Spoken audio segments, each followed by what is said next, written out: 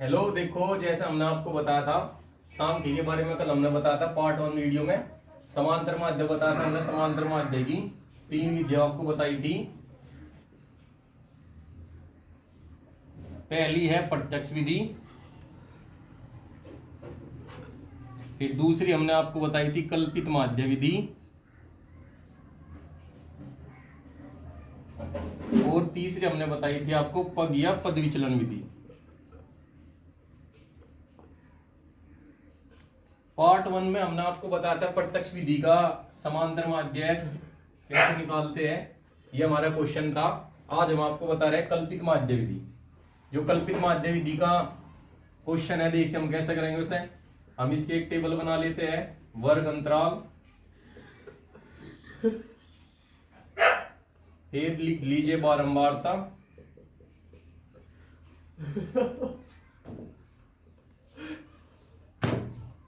तो हम इसकी टेबल बना लेते हैं। देखिए कैसे, 0 से 10, 10 से 20, वे सारी डिजिट जो वर्ग अंतराल में दी हुई है।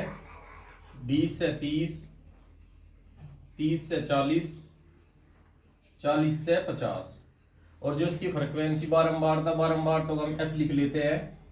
ये हो गई इसकी वैल्यू 5, 12, 25, 10 और 8। जैसा हमने बताया था x का मान मध्यमान बोलते हैं हम जिसको, इसको मध्यमान ही बोलते हैं, मध्यमान। मध्यमान हमने क्या बताया था, इन दोनों संख्याओं को जोड़कर हम इसका आधा कर लेते हैं। 0 और 10 का आधा क्या हुआ, 5, फिर इन दोनों का 30 का आधे 15, यहां पे जोड़ लेते हैं 50, 50 के आधे 25, 40 और 30 70, 70 के आधे 35, 40 50 90, 90 के आधे 45। कल्पित माध्य है तो हमें यहाँ पे अब इसमें एक कल्पित माध्य मानना पड़ेगा a, जिसे कल्पित माध्यम सो a से करते हैं। कल्पित माध्य को, जो कल्पित माध्य होता है उसका हम a मान लेते हैं।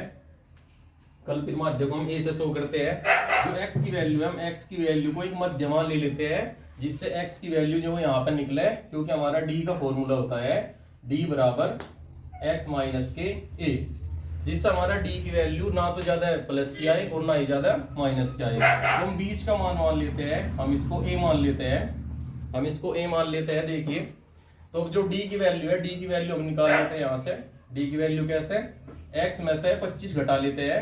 देखिए 5 माइनस के 25, तो हमारा बच गया माइनस के 20। इसी तरह 15 में से 25 घटा लेते हैं, यहाँ पर बच गया हमारा माइनस के 10। फिर 25 में से 25 घटा के हमारा 0 आ जाता है। 35 में से 25 घटा के हमारा 10 बच जाता है, और 45 में से 25 जाकर हमारा 20 बच जाता है। अब हमें क्या करना है, हमें चाहिए इसका f और d। हमें इसका f और d चाहिए, क्योंकि हमारा जो फॉर्मूला है कल्पित माध्य का f गुना d होता है।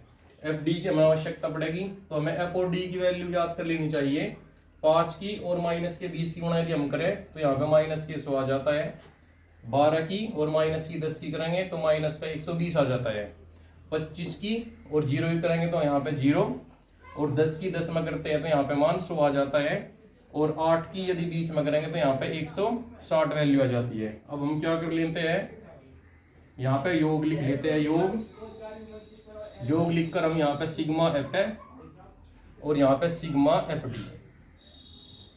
देखिए ये जोड़ लीजिए इसको, 25 और 5 30, 30 10 40, 40 और 12 52, 52 और 8 60, इसकी वैल्यू आ जाती है। फिर यहाँ पे अब इसको हम कर लेते हैं माइनस के 100 और माइनस के 120, माइनस के 220 हो गया, और इधर जोड़ लेते हैं इसको, ये हमारा 260 हो गया। 260 हमारा प्लस का हो गया, तो हमारा प्लस के 40 बच गया, तो प्लस के हमारा 40 बच गया। अब देखिए कैसे करते हैं। हमारी कल्पित माध्य विधि है, तो कल्पित माध्य विधि का फॉर्मूला क्या होगा, कल्पित माध्य विधि है हमारी, जो हमने फॉर्मूला बताया था a प्लस के sigma F D upon sigma F, हमारे ये है। तो इसकी समांतर माध्य विधि है कल्पित माध्य की, इसको हम लिख लेते हैं समांतर माध्य कल्पित माध्य विधि। तो इसका मान हम रख लेते हैं, a की वैल्यू हमारी 25 है, सिग्मा एफ डी का मान हमारा 40, और अपोन में हम इसके बटे में कर देते हैं 60। 0 से 0 कैंसिल कर लेते हैं, तो 25 प्लस के 4 को हम डिवाइड कर लेते हैं ऐसे। मैं पहले बताया था कि जो हम सांख्यिकी में जो मान लेंगे वो क्लियर लेंगे बिल्कुल। तो यहाँ पे 6 से हम 4 को डिवाइड कर लेते हैं, यहाँ पे पॉइंट लगाकर 0, 6 का टेबल 6 छंग 36, फिर हमारा 4 बच जाता है तो 6 छंग फिर हमारा 36, तो पॉइंट 6 आ गया, तो हम इसको लिखते हैं 0.66। तो जो समांतर माध्य होगा हमारा, वो समांतर माध्य होगा हमारा 25.66, तो ये हमारा समांतर माध्य होगा। तो आपको पता होगा पहली वीडियो में जो प्रत्यक्ष विधि से समांतर माध्य आया था वो भी हमारा कितना आया था, 25.66 आया था। इसका भी समांतर माध्य 25.66 है। तो इसका मतलब कोई भी ट्रिक ले लीजिए तीनों में से ट्रिक सेम ही आएगी, आंसर बिल्कुल सेम आएगा बिल्कुल। तीनों ट्रिक में से कोई सा भी मेथड कर लीजिए, कोई से भी ट्रिक से हमारा क्वेश्चन का जो आंसर है वो बिल्कुल सेम आएगा। अब हम आपको पग विचलन विधि से दिखाते हैं, पग विचलन विधि से कैसा आएगा।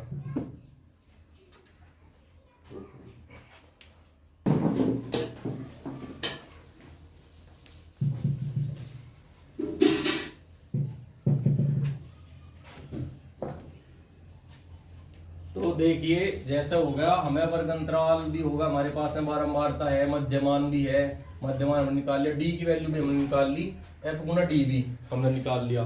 तो अब जो मध्यमान जो क्या पग विचलन विधि है, पग विचलन विधि में हमें चाहिएगा u, क्योंकि हमें पता है पग विचलन विधि का जो सूत्र होता है, पग विचलन विधि, पग या पद इसको बोलते हैं, पग विचलन विधि जो हमारी होती है उसका कल्पित माध्य उसका समांतर माध्य का सूत्र होता है हमारा a प्लस के sigma F you upon sigma F. इसका यहाँ पर हमारा h आ जाएगा, क्योंकि अब हमें h की वैल्यू की जरूरत होगी, तो हम कैसे निकाल लेंगे, u का मान हम कैसे लेंगे। तो देखिए एक तो हम h निकाल लेते हैं, h हमारा क्या होगा, h दोनों का डिफरेंस होता है, दोनों जो वर्ग अंतराल है उनका डिफरेंस। तो h की वैल्यू हम यहाँ से निकाल लेते हैं, जैसे 20 में से 10 चला गया तो हमारा 10 हो गया, जैसे यहाँ पे 20 में से 10 चला गया तो हमारा ये क्या हुआ, 10 हुआ। या पहले से भी देख सकते हैं हम, 10 में से हमारी 0 चली गई तो हमारा जो h आया, h की वैल्यू हमारी क्या होगी, 10 होगी, हमारी h की वैल्यू हमारी 10 आ जाएगी। तो हम डायरेक्टली लिख लेते हैं कि h की वैल्यू हमारी 10 आ गई। अब देखिए जो u होता है, u की वैल्यू होती है हमारी d अपॉन h, u की वैल्यू होती है हमारी d अपॉन h। तो मतलब जो d की वैल्यू आई है ये इसे हम 10 से डिवाइड कर देते हैं। देखिए जैसे माइनस के 20 अपॉन 10, तो हमारा कितना आंसर है, माइनस के 2। इसी तरह माइनस के 10 को डिवाइड करेंगे तो यहाँ पे 1 आ जाएगा, 0 को डिवाइड करेंगे तो 0 आ जाएगा, फिर 10 को 10 से डिवाइड करेंगे तो 1 आ जाएगा, और 20 को 10 से डिवाइड करेंगे तो यहाँ पे 2 आ जाएगा। अब हमें चाहिए f गुणा u, क्योंकि हमारे जो पग विचलन मेथड है जिससे समांतर माध्य निकाल लेंगे हम, क्योंकि उसमें एफ यू चाहिए हमें। तो एफ तो देखो ये रहा हमारा, इसकी मल्टीप्लाई इसमें कर देते हैं, 5 की गुणा माइनस के 2 में करेंगे तो माइनस के 10 आ जाएगा, 12 की गुणा 1 में करेंगे तो 12 आ जाएगा, 25 की गुणा 0 में करेंगे तो 0 आ जाएगा, 10 की गुणा 1 में करेंगे तो 10 आ जाएगा, और 8 की गुणा यदि 2 में करेंगे तो 8 दूनी 16 आ जाएगा। मेथड वही रहेगा सेम सही। तो हम यहाँ पे क्या करेंगे, बस ओनली सिग्मा एफ यू करेंगे। देखिए ये माइनस का, तो अब हम क्या करेंगे, हम इसका जोड़ कर लेंगे। जैसे यहाँ पे योग लिख लेते हैं, सिग्मा एफ एक्स की वैल्यू, सिग्मा एफ की वैल्यू हमारी 60 आएगी, और इस समय क्या होगा, सिग्मा एफ यू बराबर 10 और माइनस के 12, हमारे माइनस के कितने हो गए, माइनस के 22, और ये प्लस के 26 है, तो प्लस के 26 ज्यादा हो गए, तो हमारी 4 वैल्यू बची, तो हमारी क्या बची, वैल्यू 4 बची। तो हम अपने फॉर्मूले में रख लेते हैं समांतर माध्य निकालने के लिए। क्या होगा, समांतर माध्य ए की वैल्यू हमारी 25 है, प्लस के एफ यू का मान हमारा 4 है, और सिग्मा एफ का मान हमारा 60 है, एच की वैल्यू हमारी 10 है। देखिए हम 10 से 1 0 कैंसिल कर लेते हैं, ये होगा हमारा 25 प्लस के 6 4/6, तो हमारी इसकी वैल्यू क्या हो जाएगी, 0.66। तो हमारा आंसर क्या आ जाएगा, 25.66। तो देखिए हमने बताया था जो हमारी 3 विधि थी वे प्रत्यक्ष विधि हमने बताई थी, नंबर फर्स्ट प्रत्यक्ष विधि से भी हमारा क्या आंसर है, 25.66। फिर दूसरे नंबर की विधि थी हमारी कल्पित माध्य विधि, तो हमारा क्या हुआ, इससे भी आंसर 25.66। और जो लास्ट की हमारी पग विचलन या पद विचलन बोल देते हैं हम इसको, पग विचलन विधि, तो इससे भी हमारा आंसर क्या हुआ, 25.66। तो देखिए कोई से भी मेथड से हम कर लीजिए क्वेश्चन को, हमारा जो आंसर है वो सेम ही आएगा, चाहे हम प्रत्यक्ष विधि से करें चाहे कल्पित माध्यम विधि से और विचलन विधि से। इस क्वेश्चन का आने का बिल्कुल 100% चांस रहता है बोर्ड के पेपर में, 100 क्या 100 के 100% एक क्वेश्चन आता है। ज्यादा इन दो विधि से, प्रत्यक्ष विधि तो कभी कभार पूछ ली जाती है, कल्पित माध्यम पग विचलन विधि हमारे हर बार बोर्ड के एग्जाम में पूछी जाती है। और ज्यादा हमारी वीडियो देखने के लिए हमें सब्सक्राइब करें हमारे चैनल पर, आकाश तोमर अक्कू के नाम से।